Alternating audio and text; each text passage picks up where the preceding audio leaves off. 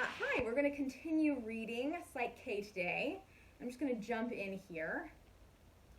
All right, it says, using the Psych belief change techniques, you can check to see what your subconscious programs are regarding your spiritual or religious beliefs. You may be surprised to learn that beliefs you hold to be true consciously are not always shared by your subconscious mind. Where a disagreement exists between the subconscious and conscious minds, doubt and struggle occurs. In working with several thousand people over the years, I noticed that those who are the most fervent about their beliefs often are so because of a deeper insecurity about those very same beliefs. Using Psych to discover such discrepancies and then to resolve them so that the subconscious beliefs support the conscious beliefs is a liberating and comforting experience. Using the muscle testing technique described in Chapter 3, check the following beliefs to see what your subconscious mind believes. If the beliefs suggest here aren't important to you, make up your own. Just be sure they are stated in the first person, present tense for best results. Sample beliefs. I believe in God. Divine intelligence, Buddha, Great Spirit, etc. Number 2, I am loved by God. Divine intelligence, Buddha, Great Spirit, etc. Number 3, I trust God. Number 4, I love God. Number 5, I am a necessary and important part of the divine plan. Number 6, I am guided and protected by God. Number 7, I have a personal relationship with God.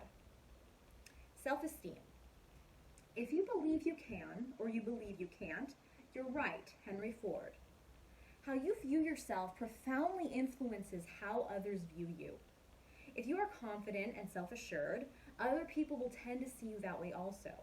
However, if you are tentative and unsure of yourself, others will respond accordingly with a lack of confidence and trust in you. Essentially, your beliefs, especially the subconscious ones, are teaching the world how to treat you. The way people treat you is a reflection of those subconscious beliefs. Consequently, if you want to change the way others behave toward you, you need to change the self-sabotaging beliefs that are causing the undesirable treatment. As the saying goes, if you can't love yourself, you can't expect others to love you. Another aspect of self-esteem is the concept of unworthiness. Some world religions teach us that we are fundamentally unworthy. Others teach that life is endless suffering and to simply embrace it as an inevitable consequence of being in the world. Perhaps the nuances these beliefs are understood by theologians and mystics in a way that doesn't lead to the conclusion that life's a bitch and then you die, but to the average person that conclusion is hard to escape. More often than not, it leads to a deep sense of hopelessness and helplessness, and that you are not worthy of having it be different.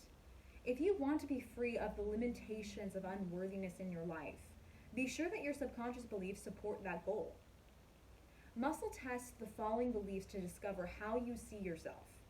Sample beliefs. Number 1, I deeply appreciate and accept myself. Number 2, I love myself unconditionally. Number 3, I deserve the very best life has to offer. Number 4, I am confident and self-assured. Number 5, I am proud of my results and comfortable with my successes and my failures. Number 6, I am a good person. Number 7, I do my best and my best is good enough. Relationships. The meeting of two personalities is like the contact of two chemical substances. If there's any reaction, both are transformed. C.G. Jung, psychiatrist. For many people, relationships are the most rewarding and sometimes the most challenging and painful of human experiences. Our first role models for relationships are usually our parents. And before you decide to blame your parents for your failed relationships, remember they got their relationship software from their parents, who got theirs from their parents, and so on. Blaming your parents or others for your relationship difficulties just reinforces the problem. When you blame others for your problems, you establish and or reinforce a victim mentality at the subconscious level. This program says that other people and forces control your life. You can see that such beliefs lead you to attract people and situations that make life difficult. The subconscious mind is simply programmed to recognize and attract what is familiar, not necessarily what is desirable. here are some constructive relationship-enhancing beliefs to check with muscles testing. Sample beliefs. Number 1, it's easy for me to give love to others. Number 2, it's easy for me to receive love from others. Number 3, I am worthy of an intimate, passionate relationship. Number 4, I am ready for a powerful, intimate relationship in my life. Number 5, I am willing to risk loving and being loved. It's okay for me to express my truth in a relationship. Number 7, it's okay for me to grow and change in a relationship. Hold on, guys, you want a break?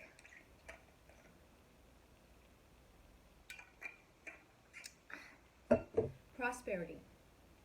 For the love of money is the root of all evil. 1 Timothy 6:10, King James Bible. Beliefs that sabotage our personal prosperity are frequently embedded in the subconscious. Often our early religious training or parental conditioning creates beliefs that are counterproductive to achieving financial prosperity. For example, the preceding quotation refers to the love of money as the root of all evil. As young children with limited capacity for intellectual discernment, we tend to generalize, simplify, and distort otherwise sophisticated distinctions, such as the one between the love of money and the acquisition of money. With this limited capacity for discernment, we often end up with distilled and possibly distorted versions of beliefs that may be based on fundamental truths, but end up adulterated into beliefs like these. Money is the root of all evil. Poverty is a virtue. Money is power, and power corrupts. You don't deserve to have lots of money. You can't be both spiritual and wealthy. It is an understatement to say that such beliefs are undesirable when it comes to meeting your financial needs and desires. Not only can beliefs sabotage the accumulation of wealth, they can undermine the management of that wealth even if you accumulate it. If you find yourself spending money as fast as or faster than you acquire it, or you make one bad investment decision after another, chances are your beliefs about not deserving to have lots of money are at the bottom of this self-sabotaging behavior. Muscle test the following beliefs to determine your propensity for prosperity. Sample beliefs. Number 1, I trust myself to manage money honestly and sensibly. Number 2, it is okay for me to want money and I do want it. Number 3, I enjoy making lots of money and spending it. Number 4, I can make all the money I need doing a job that I love. Number 5, I deserve to have all the money I need. Number 6, money is one expression of my spirituality and my love for God, others, and myself. Oh, hello. Number 7, it is okay to have more money than I need. Guys, if you're just joining the stream right now, I'm reading from the book Psych, The Missing Piece in Your Life. Next subheading, health and body. Regardless of what supplements you take and what kind of exercise you do, when all is said and done, it is your attitude, your beliefs, and your daily thought patterns that have the most profound effect on your health. Christiane Northrup, MD, The Wisdom of Menopause. How am I? I'm pretty good, with the quarantine and all. I mean, I will say I'm ready to not be quarantined. I want to go out. I went to the post office today, and that was nice. Yeah, overall I'm fine, but I feel like every day I have to check in with myself just to make sure I stay there or I work through whatever I'm feeling that day, Okay. Our health is the foundation. What am I doing right now? I'm reading from the book Psych, The Missing Piece in Your Life. Also, guys, feel free to comment all you want. I will jump back into comments, so feel free. Our health is the foundation of our lives. As the quote from Dr. Northrup suggests, our beliefs, attitudes, and thought patterns can create health or disease. Western science is finally acknowledging this link and is beginning to study its ramifications for healthcare in the United States. Other cultures, including the Chinese, Polynesian, and Native American, have been using this connection of mind and body as an important healing tool for centuries. Oh, thank you. An entire spectrum of scientific studies in the field of psychoneuroimmunology support the findings of a disease-resistant as well as a self-healing personality. People with these personality traits enjoy better health than the population at large. Some of these traits are enthusiasm, alertness, responsiveness, curiosity, security, self-esteem, and contentment. Additional qualities and attributes of healthy people are the ability to express anger, resolve fears, manage loss, forgive self and others, and to see the world filled with hope. Healthful traits are supported by helpful subconscious beliefs. Question says, are you teaching now? I mean, I guess I'm not like reading my own book, so I feel like we're both learning as we listen to the book. But yeah, I guess you could say that. Much has been researched and written about the field of psychoneuroimmunology in the past 35 years, including insights into the power of beliefs that affect our biology. Psych helps you access the innate wisdom of the mind/body system and the power of subconscious beliefs as they relate to health and healing, physically, mentally, and emotionally. Beliefs are the driving force behind the phenomenon known as the placebo effect. Although still used pejoratively by many in the mainstream medical community, the placebo effect is a tenacious reality that science has been unable to explain adequately or to factor out of clinical studies. It represents the power of beliefs in the equation for healing.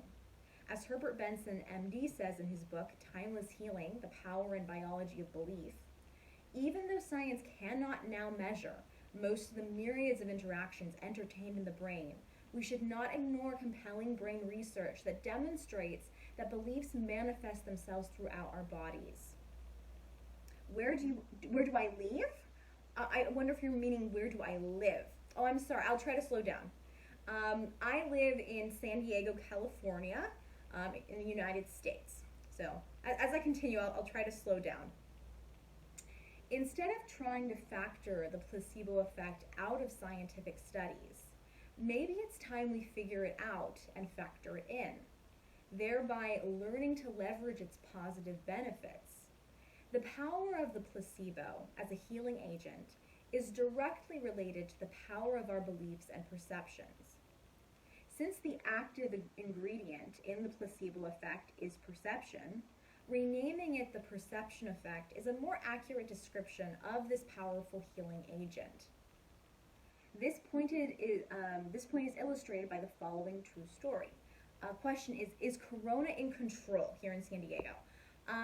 Well, the healthcare authorities have reported about, I want to say like 3,000 deaths? Let me look it up real quick, because I checked a few days ago, and I could be wrong now.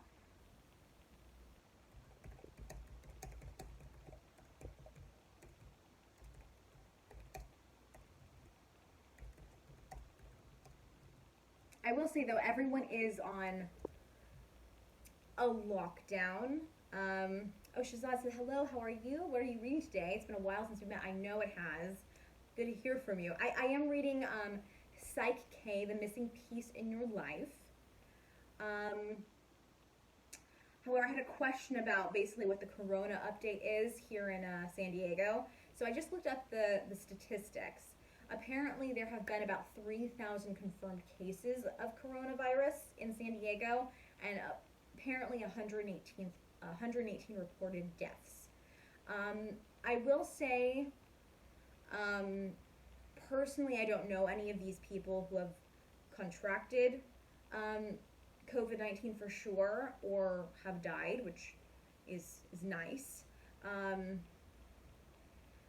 Another person says, America is a superpower, then why are they not giving treatment of corona? The thing is, the United States has the money to treat its citizens. The problem is, where is the money going? And unfortunately, like most other countries, regardless if they are a first world nation or one of the best economies in the world, when you have a small amount of people in power, there's always going to be an economic shift where the 1% top own like most of the wealth of a country. That is definitely the case in the United States. And so because of that, you do have this control system here, as in most countries in the world, where the money is consolidated with a very few amount of people who are greedy, who tend not to care about the whole. They have a very me first mentality. And so because of that, we're seeing it as this pandemic has come to play, where the little people are the ones who are suffering the most. Most of the,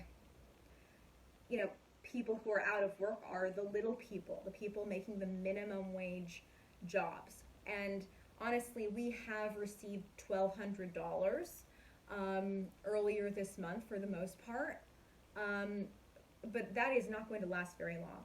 I mean, I will say here in California, California is one of the most expensive places to live in the United States. That is not going to go very far. And the thing is, California versus like the federal government kind of have a different mentality about it. The federal government has kind of had like a lackadaisical view about it. California is a much more liberal state, and they've been much more like, this is serious, But again, we haven't seen much compensation for the little people, even in California, by the state government, So there is that aspect. Life is important. Life is more important than economy. I agree. Unfortunately, though, is that as certain people are dying of coronavirus, we also see people at risk of dying of starvation or not having a home. We don't live in a country where the government really does take care of the people first and foremost, unfortunately. I think this crisis has brought some of that reality up to the forefront, because I think it's very easy to go to your rat race job every day and completely ignore the reality that is, the wealth disparity in this country. Shazan says, why do you say that? It's not going to last long. Well, the reason I say that is because most people who are working the minimum wage jobs in the United States work paycheck to paycheck. Their wages are not livable wages. And so usually most people who are working those minimum wage jobs have to work 2 jobs to be able to make ends meet. And so they don't have a lot of savings tucked away to be able to withstand even 3 months of being in quarantine. So because of that, like, the money is running out. And I honestly think by May 1st, there is going to be a lot of people, because we're definitely not coming out of quarantine probably through the end of the summer.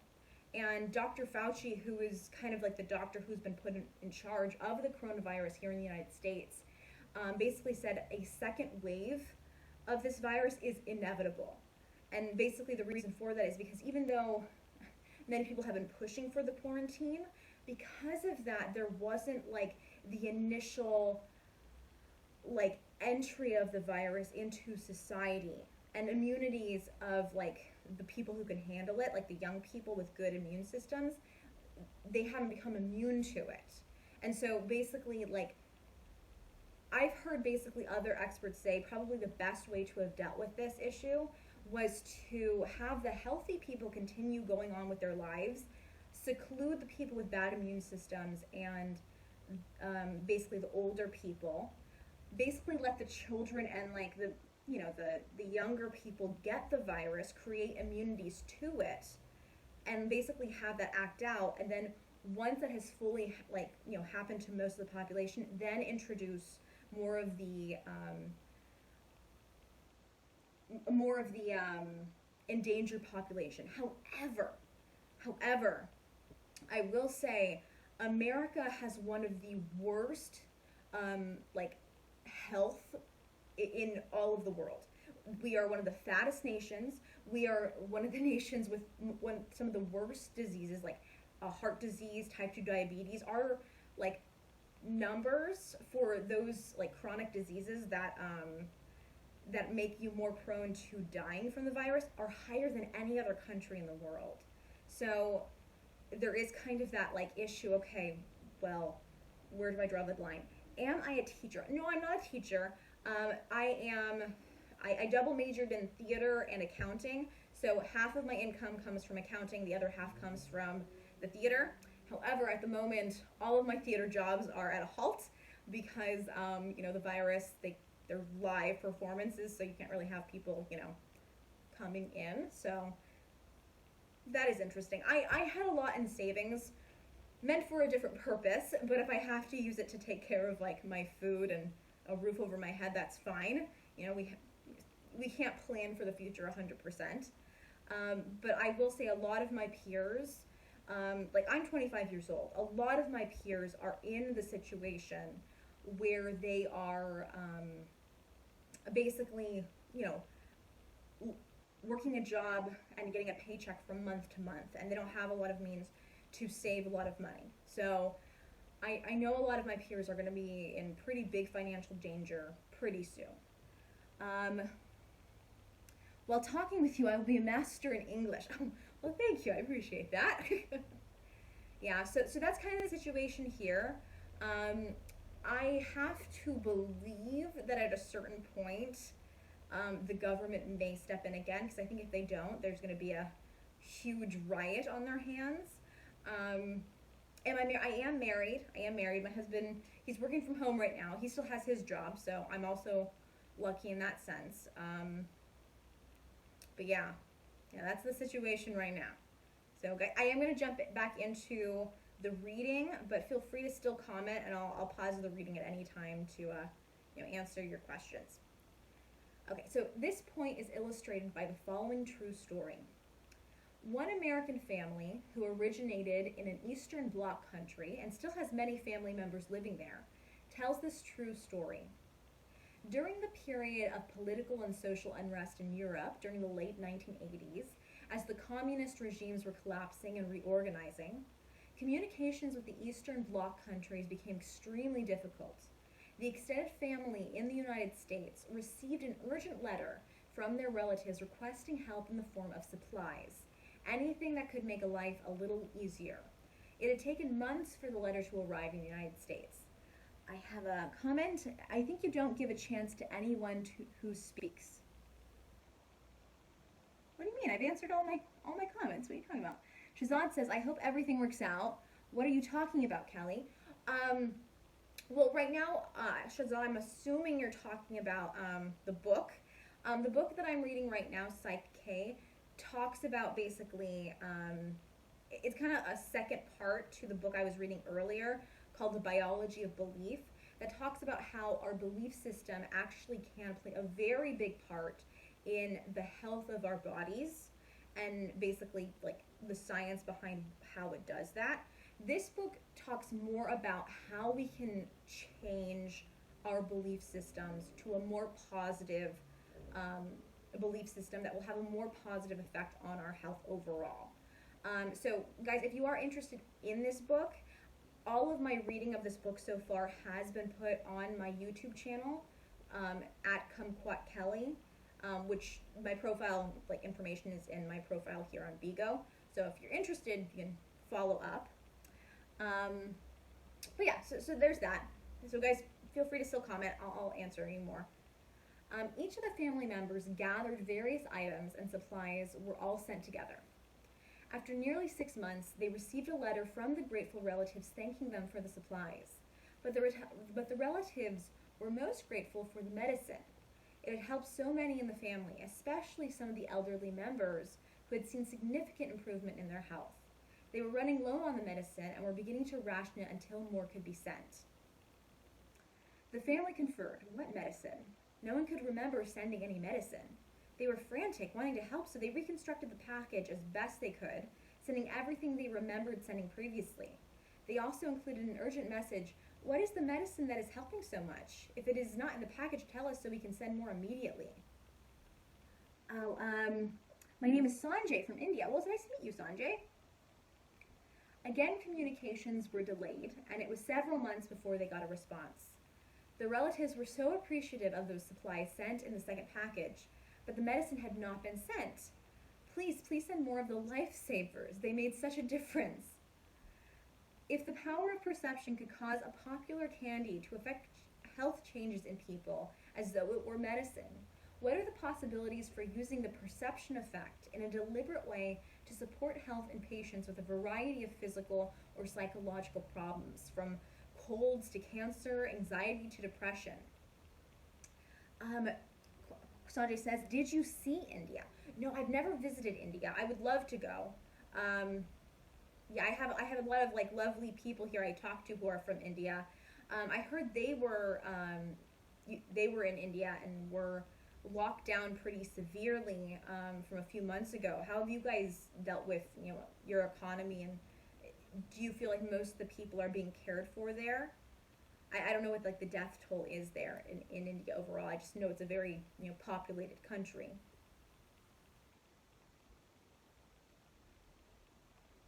By learning to directly access the subconscious mind, negative beliefs that sabotage behaviors and wellness can be changed into beliefs that support them. Even though the following statements represent only a small sample of the beliefs that may be affecting your health, they will provide a quick check to see whether these subconscious beliefs are supporting your health or sabotaging it. Oh, thank you. I appreciate that. All right, sample beliefs. Number one, my body heals itself naturally and quickly. Number two, I accept health as being a natural part of my life. Number three, I am a good person and deserve to be healthy. Number four, I love and accept my body as it is and as it changes. Number five, I express my anger openly and honestly. Number six, I treat my body like royalty. Number seven, I feel safe, secure, and confident in the world. Shazad says, would you like to go to India one day, Kelly? Oh, I absolutely would. Yeah, I think, I've heard wonderful things about it. I think I really, now obviously I don't know. I'm coming from a very like outside perspective, but I feel like the culture tends to be a very spiritual culture. It tends to be a very like family oriented culture, like a very hospitable culture. Um, that's my mentality when I think of like India. So I would love to go there. I would love to learn from the people there and see how people live. The closest I've gotten to India was probably Qatar, which is still pretty far away. Um, you still don't understand what you are reading. Well, basically, this book is talking about how, well, first of all, the importance of why our belief systems need to be put in a very positive and specific way to benefit our health, and then also how one can change it. And unfortunately, I am coming here on like chapter 8. So if you're coming in right now, you might be like, I am so lost. If that is something that interests you, feel free to go back to my YouTube channel and watch some of those other readings of this book. Otherwise, feel free to ask me questions. We can change the subject if need be. All right, next subheading, grief and loss. When one door of happiness closes, another opens. But often we look so long at the closed door that we do not see the one which has been opened for us. Helen Keller. Oh, good. Okay. Loss is inevitable. How you respond to it is optional. Whether you lose a loved one, a relationship, or a job, most people feel some degree of grief when such an event occurs. In the case of the loss of a loved one, especially a spouse, the feeling of loneliness and concern for the future can be emotionally devastating. Although grief is a normal and usually healthy response to loss, it can become unhealthy and counterproductive if allowed to persist for an inappropriate period of time. Many people believe that grief is not a feeling that can or should be changed, and so must simply be endured for as long as it lasts, regardless of the detrimental effects on the life of the person grieving. Different cultures have different expectations and ways of dealing with grief. For example, the ancient Egyptians expected that when a prominent person died, his spouse, and sometimes his servants, would be buried with him. By contrast, in a typical New Orleans-style funeral, the procession to the gravesite is a somber and mournful acknowledgement of death. However, the procession from the gravesite is an energetic celebration of life. Countless examples describe people who turned tragedy into inspiration, ultimately making the world a better place. I think it's Sanjay who says, I'm so sorry, I'm not able to send you any gifts because I don't recharge my mobile. Oh, that's okay. I appreciate the desire though. That's very sweet. Okay guys, I think I am going to end the stream here for today.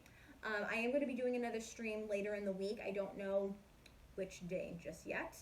If I have time, I'd like it to do it tomorrow, but especially right now, the timing is so uncertain every day, so we'll see. But definitely this week I'll do another stream, so look out for that, and hopefully I will see you guys soon.